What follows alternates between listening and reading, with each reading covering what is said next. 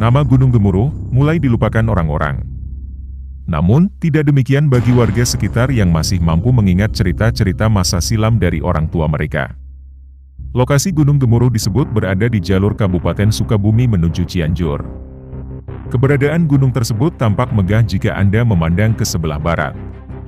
Keberadaannya bahkan dapat Anda pandang sejak dari Kecamatan Sukalarang, Kabupaten Sukabumi hingga Gebrong dan Warung Kondang di Kabupaten Cianjur. Namun demikian, diketahui jika masih ada sebagian masyarakat sekitar yang menyebut gunung tersebut dengan nama Gunung Gemuruh, bukan atau gunung berbeda dengan Gunung Gede seperti yang disangkakan dikenal saat ini. Bukan Gunung Gede sebetulnya, tapi Gunung Gemuruh namanya. Memang tembusnya bisa ke Gunung Gede dan Pangrango.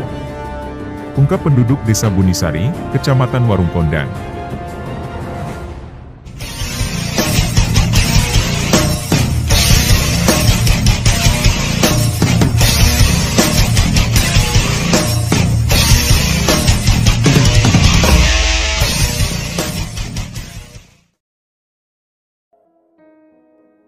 Sebuah lukisan sederhana karya W. J. Gordon yang dibuat pada 1844, yang dapat dilihat di situs Lembaga Ilmu Bahasa, Negara dan Antropologi Kerajaan Belanda.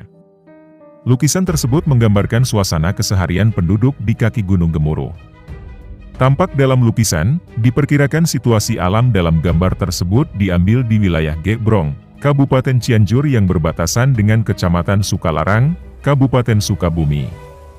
Salah satu catatan sejarah yang mendukungnya adalah buku berjudul De Preanger Regenschappen op Java Gelegen, Keresidenan Priangan di Pulau Jawa, karya Andreas de Wilde, yang diterbitkan pada 1830 menyebut nama tempat pengambilan lukisan tersebut adalah di Gebrong.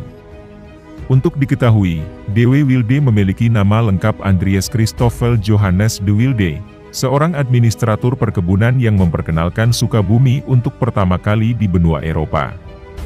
Pada awalnya, de Wilde menyebut Sukabumi dengan Soeka Boemi, dan untuk pertama kali mempopulerkannya kepada dunia pada 13 Januari 1815. Masih dalam buku tersebut, Andreas de Wilde mengaku dirinya pernah mendampingi Gubernur Jenderal Inggris, Thomas Stamford B. Raffles, bersama para pengawalnya mendaki Gunung Gede melalui jalur Gebrong, pada 26 Februari 1815. De Wilde menceritakan pada hari itu, ia dan Raffles, serta para pengawal bergerak dari Gebrong lalu menembus perkebunan kopi yang luas hingga tiba di suatu tempat bernama Pasir Santong. Kemudian, mereka melanjutkan perjalanan dengan kuda sekira 3 km hingga tiba di suatu wilayah bernama Gosong, setelah melalui jalur yang curam dan terjal. Terpaksa kami meninggalkan kuda-kuda di sini, tulis Andreas de Wilde dalam bukunya. Perjalanan kemudian dilanjutkan lagi dengan berjalan kaki memasuki kawasan hutan belantara yang hanya menyediakan jalan setapak dan menanjak. Pendakian melelahkan hingga 7 jam. Waktu perjalanan itu membawa mereka ke puncak gunung pada sekira pukul 12 WIB. Sebelum kembali ke Gebrong, dari puncak gunung mereka menyaksikan pemandangan alam mengagumkan, di mana terdapat lembah dengan dataran luas tanpa pepohonan dan dikelilingi tebing batu vulkanik, di sebelah barat daya.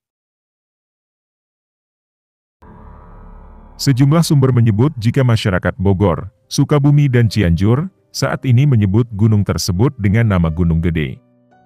Namun, jika masih ada sebagian masyarakat sekitar yang menyebut gunung tersebut dengan nama Gunung Gemuruh, bukan atau gunung berbeda dengan Gunung Gede seperti yang disangkakan dikenal saat ini. Bukan Gunung Gede sebetulnya, tapi Gunung Gemuruh namanya. Memang tembusnya bisa ke Gunung Gede dan Pangrango.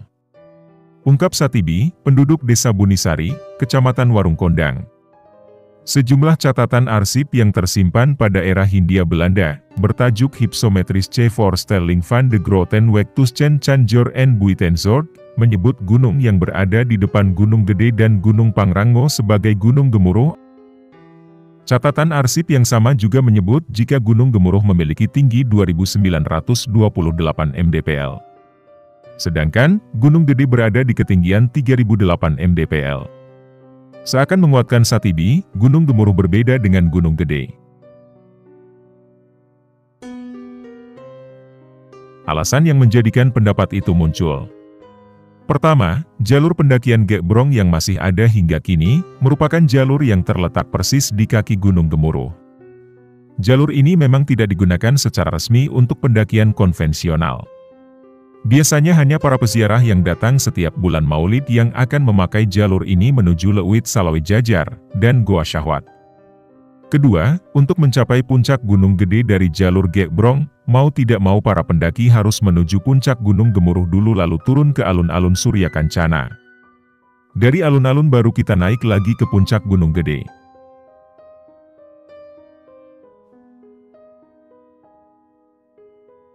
Dalam bukunya tersebut di atas, Andreas de Wilde sama sekali tak menyebut mereka turun ke lembah yang pemandangannya mengagumkan itu.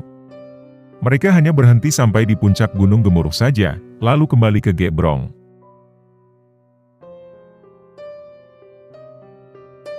Terima kasih sudah menonton video ini sampai habis. Silahkan like, komen, share dan subscribe channel Vlogger Dadakan, agar tidak ketinggalan video dan konten menarik berikutnya. Salam lestari, salam Vlogger Dadakan. Wassalam.